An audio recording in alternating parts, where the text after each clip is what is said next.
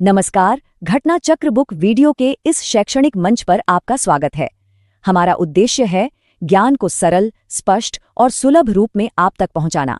आइए आरंभ करते हैं अध्ययन और सफलता की इस यात्रा को। नमस्कार, आज हम बात करेंगे उस एक खास लीगल स्टेप की जो किसी भी क्राइम को पहली बार कोर्ट के सामने लाता है। मतलब वो पहला कदम क्या है। तो सवाल यही है कि किसी भी क्राइम की जो लीगल जर्नी है उसकी ऑफिशियल बिगिनिंग कैसे होती है। कोर्ट में कोई क्रिमिनल केस शुरू कहाँ से होता है, आइए इसी को समझते हैं। देखिए, ये पूरा का पूरा प्रोसेस एक बहुत ही इम्पॉर्टेंट लीगल कॉन्सेप्ट पर टिका है और वो कॉन्सेप्ट है कॉग्निजेंस या संज्ञान। सच कहें तो यही वो शब्द है जो जस्टिस के पूरे सिस्टम की बुनियाद है। तो संज्ञान या कॉग्निजेंस है क्या? ये आप कह सकते हैं वो मोमेंट है, वो एक्शन है जब कोई कोर्ट या मैजिस्ट्रेट किसी क्राइम पर जुडिशियल नोटिस लेता है। आसान भाषा में कहे तो यहीं से उस केस की फाइल खुलती है और कार्रवाई शुरू होती है। यही वो पल है जब कोई घटना कानून की नज़रों में ऑफिशियली एक केस बन जाती है। अब सवाल ये है कि ये जो पहला सबसे क्रूशल स्टेप है, इसे लेने की पावर किसके पास है? कौन है वो गेट कीपर्स जो तय करते हैं कि केस आगे बढ़ेगा या नहीं? लॉ इस मामले में बिल्कुल क्लियर है। अगर हम भारतीय न्याय संहिता यानी BNSS के सेक्शन 210(1) को देखें तो वो साफ बताता है कि ये अथॉरिटी किसके पास है।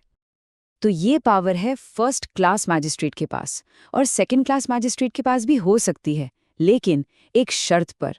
अगर चीफ जुडिशियल मैजिस्ट्रेट यानी CJM उन्हें स्पेशली एम्पावर करें, तो मतलब कुछ के पास ये पावर नेचुरली है और कुछ को डेलीगेट की जा सकती है। ठीक है, तो ये तो समझ आ गया कि कॉग्निजेंस कौन ले सकता है। पर अगला सवाल, वो ऐसा किस बेसिस पर करते हैं? मतलब एक मैजिस्ट्रेट को क्या जानकारी चाहिए होती है एक्शन लेने के लिए? देखिए, इसके 3 मेन रास्ते हैं। पहला, जब किसी व्यक्ति से शिकायत मिलती है जिसमें ऐसे फैक्ट्स हों जो एक अपराध बताते हों। दूसरा, जब पुलिस अपनी रिपोर्ट देती है और इसमें इलेक्ट्रॉनिक रिपोर्ट्स भी शामिल हैं। और तीसरा रास्ता बड़ा इंटरेस्टिंग है, जब पुलिस के अलावा किसी और से जानकारी मिले या मैजिस्ट्रेट को खुद अपनी नॉलेज से किसी अपराध का पता चले। ओके, तो केस शुरू हो गया, कॉग्निजेंस ले लिया गया, लेकिन क्या इसका मतलब ये है कि जिस मजिस्ट्रेट ने केस शुरू किया वही उसे पूरा सुनेगा? जरूरी नहीं। कई बार केस को ट्रांसफर करने की जरूरत पड़ती है, तो तब क्या होता है? BNSS की धारा 212 तो इसी बारे में है। सवाल ये है कि कॉग्निजेंस लेने के बाद कौन किसी सबऑर्डिनेट मैजिस्ट्रेट को केस मेक ओवर कर सकता है।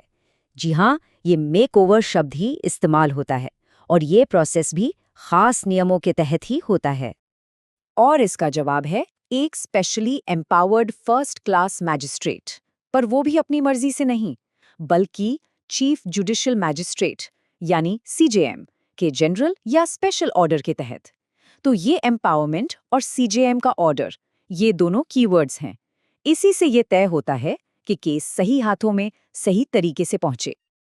अब तक हम मजिस्ट्रेट कोर्ट के लेवल पर ही बात कर रहे थे, पर सोचिए अगर कोई केस बहुत सीरियस हो, इतना गंभीर कि उसे एक हायर कोर्ट यानी सेशंस कोर्ट में भेजना पड़े, तब क्या होता है? यहीं पर मजिस्ट्रेट कोर्ट और सेशंस कोर्ट के बीच का एक बहुत ही इम्पोर्टेंट कनेक्शन सामने आता है।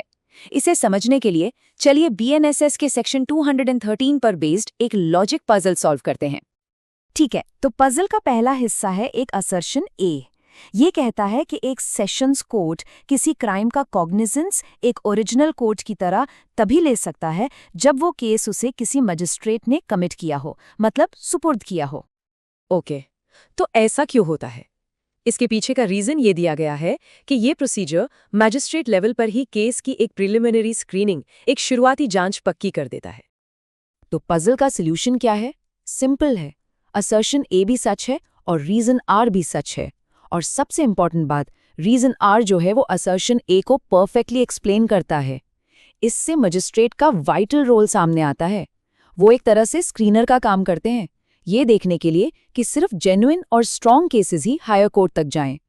ये सब हमें एक बहुत ज़रूरी सवाल पर लाके छोड़ता है। जस्टिस की स्पीड और क्वालिटी के लिए ये जो शुरुआती जुडिशियल स्क्रीनिंग है, ये आखिर इतनी ज़रूरी क्यों है? सोचिए, ये सिर्फ कोर्ट्स का वक्त नहीं बचाती, बल्कि ये भी पक्का करती है कि कोई बेवजह एक लंबी और खर्चीली कानूनी लड़ाई में ना फंसे।